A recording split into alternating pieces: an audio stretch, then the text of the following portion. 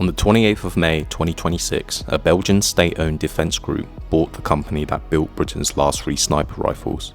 Accuracy International, Portsmouth, a workforce you could fit in a village hall, has spent 40 odd years as one of a shrinking number of independent precision rifle manufacturers left in the Western world. As of this year, it belongs to FN Browning Group, the parent company of FN Herstal, and now the only firm producing both service rifles and sniper rifles on UK soil. The deal lands in the middle of 2 live British Army procurement competitions, one to replace the SA-80 service rifle, one to replace Accuracy International's own sniper rifle. This is the story of how a company that started in the garden shed ended up in a position to bid on replacing itself. And it is, underneath the rifles, a story about what happens to a small company once it proves a business model the rest of an industry can't easily copy. Accuracy International's founding has nothing to do with the defence industry. In the late 1970s, Malcolm Cooper, an Olympic gold medal winning target shooter, began designing rifles with fellow competitive shooter David Craig, working out of a garage. The founding team was Cooper, his wife Sarah Cooper, Martin Kay, and 2 production specialists, David Walls and David Craig. None of them came from an established arms manufacturer. The company's first product wasn't a military rifle at all. It was a .22 target rifle for civilian competition shooting. The name came from Cooper's gun shop, Accuracy International Shooting Sports. By the time Accuracy International tendered for its first British Army contract, it was still operating out of modest premises in Portsmouth, nothing resembling the industrial base of the firms it was about to compete against. The MOD's requirement in the early 1980s wasn't complicated. A 7.62 by 51mm NATO precision rifle to replace the Lee Enfield L96A1, which had underperformed during the 1982 Falklands campaign. What made the outcome unusual was who was competing for it. Parker Hale, SIG Sauer, Remington and Heckler Koch all had what Accuracy International didn't: manufacturing scale, institutional relationships and decades of small arms production behind them. Accuracy International had a target rifle design and a handful of competition shooters who understood what made a rifle shoot straight better than most people building rifles for a living. Accuracy International won. In 1984, the rifle entered British service as the L96A1, the PM or Precision Magazine rifle. This is the first data point in the pattern the rest of the video follows. A company with no institutional weight beat companies that had nothing but institutional weight on a single variable. The product was simply more accurate. The L96A1 solved one problem: winning a domestic contract. It didn't prove the rifle could survive outside a UK context. That test came from Sweden. In the mid-1980s, Swedish armed forces were looking for a sniper rifle rated for Nordic cold weather conditions. Accuracy International's answer was a re-engineered L96 derivative, the Arctic Warfare or AW. Sweden adopted it in 1988 as the PSG-90. That single contract did more for Accuracy International than the original British Army order. It proved the rifle wasn't a one-country result.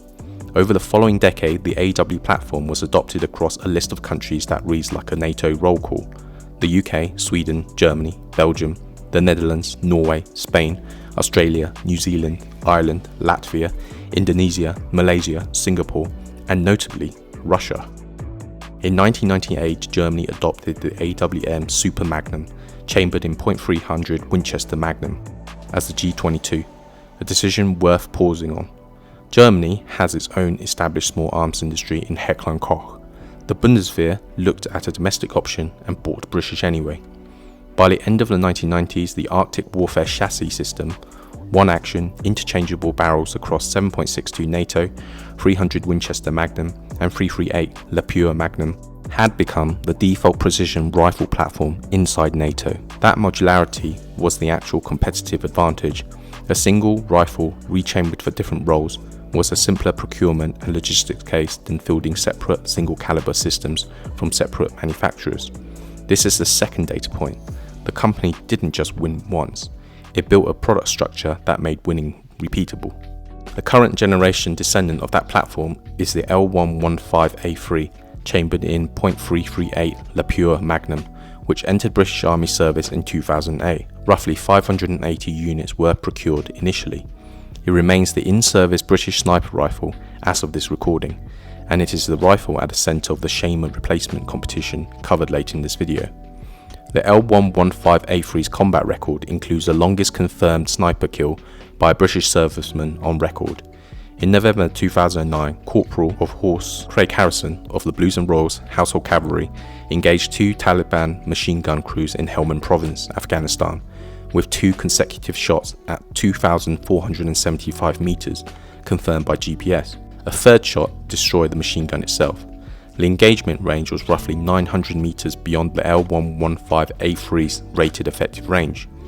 Harrison's shot held the world record for the longest confirmed sniper kill until 2017, when it was surpassed by an unnamed Canadian Special Forces operator using a Macmillan TAC-50 in Iraq, a record that has since moved again, most recently to a Ukrainian unit using a domestically produced rifle at 4,000 meters in 2025. The record's departure from Accuracy International's platform is itself informative. It tracks a broader shift in extreme long-range engagement towards anti-materiel calibers and drone-assisting targeting, a separate capability category from the general issue sniper rifle role the L115A3 fills. On 28th of May 2026, FN Browning Group and Accuracy International announced a strategic acquisition agreement. Terms were not disclosed. The deal remains subject to regulatory approval. FN Browning Group is the holding company for FN Herstal, majority owned by the Belgian state, and for Manro, the UK operator of the only assault rifle and machine gun production line in Britain. The group also owns Browning and Winchester in the hunting and sports shooting market.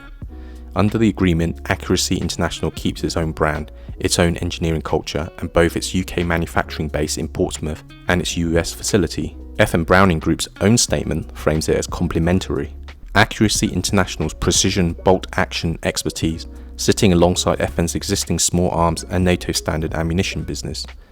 This is worth connecting back to Chapter 3. In 1984, Accuracy International beat Heckler Koch, SIG Sauer on production quality alone, with none of their institutional scale. 42 years later, the company that couldn't be outbuilt on engineering has been bought by a group that decided the faster route to precision rifle credibility was acquisition, not competition. The asset FN Browning Group paid for is the same one that won the L96A1 contract in the first place. The public statements attached to the announcement lean heavily on sovereign capability.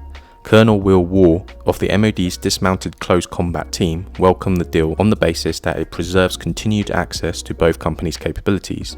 FN UK's chief executive, Michel Cantoni, framed the combination as reinforcing the UK's ability to design, develop and sustain small arms capability domestically. Accuracy International's director, Tom Irwin, described the two companies as sharing the same culture of engineering excellence, performance and dependability. Independent defence industry analysis has read the acquisition differently. An independent manufacturer the size of Accuracy International had effectively run out of room to stay independent, regardless of the strength of its own order book. The practical effect in the UK is straightforward. Together, FN, UK's Manro operation, and Accuracy International are now the only established manufacturers of both machine guns and precision rifles for the British Armed Forces. That combination did not happen by accident, 9 months out from 2 live MOD competitions. The first of those competitions is Project Grayburn, the replacement for the SA-80 service rifle. It is still at concept stage. The MOD's own January 2026 notice to industry states plainly that no investment decisions have been taken yet, and the notice does not call for formal tender submissions. No manufacturer has bid yet because bidding hasn't opened. What exists instead is positioning, and it varies in how firm it is by manufacturer. Beretta Defence Technologies has confirmed it will put forward 2 candidate rifles. SIG Sauer has declared its intention to submit a design. Heckler Koch has been reported as considering the HK416 and HK433, though without a formal company confirmation. FN Herstal unveiled its Arca rifle in June 2026, which trade press has widely read as a likely Grayburn candidate, but FN has not confirmed that reading and has made no formal bid announcement of its own. If FN does bid, the domestic manufacturing argument, a single UK industrial base now covering both assault rifles and precision rifles, following the Accuracy International acquisition, is the structural case it would be built on. That case doesn't require FN to have the better rifle, it requires FN to have the better industrial footprint, which is a different competition entirely. The second procurement is Project SHAMER, the replacement for the L115 and L118 sniper systems covered in Chapter 5. The requirement calls for a single chassis multi-caliber bolt-action rifle able to chamber the .338 Lapua Magnum, 7.62 by 51mm and the newly adopted .300 Norma Magnum. The program's timeline has slipped. An earlier target of a June 2026 contract start has moved to an estimated March 2027 start, following a fresh tender expected in January 2026. Likely competitors include Accuracy International's own AXSR, the Barrett MRAD and the Seiko TRG M10. SHAMER produces the structural oddity this video opened on. Accuracy International, now under FN Browning Group ownership, is a leading contender to replace its own in-service rifle. The company that beat Heckler Koch and SIG Sauer for a British Army contract in 1984 may end up competing against a version of itself 40 odd years and one acquisition later, assuming both companies actually bid, which, as of this recording, neither has formally done. The shed is long gone. What's left is the pattern it started, a small team with no institutional backing that made a better product than the institutions, kept doing it long enough to define a NATO standard, and became valuable enough as a result that a state-linked conglomerate would rather own it than compete with it. Whether Accuracy International wins Grayburn or SHAMER is a procurement question, with an answer still pending regulatory approval. Whether it stays the same kind of company that won in 1984 is the one this video can't answer yet.